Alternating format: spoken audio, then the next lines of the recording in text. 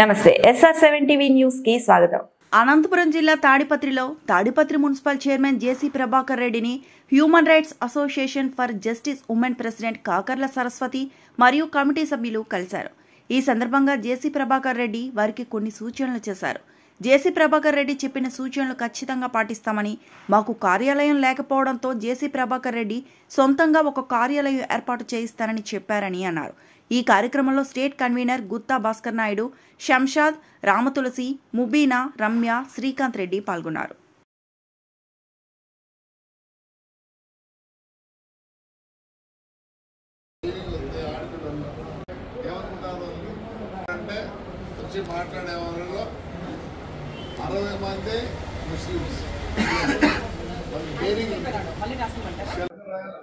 Human rights association for justice Andhra Pradesh మహిళా president అండి. నేను ఇది ఒక ఆర్గనైజింగ్ సంస్థ.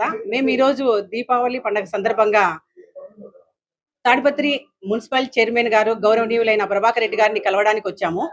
సో ఆయన మాకు చాలా మా ఆర్గనైజింగ్ కి సంబంధించిన మేము చేయాల్సిన సలహాలు సూచనలు చాలా ఇచ్చారు. తప్పక మేము పాటిస్తామండి.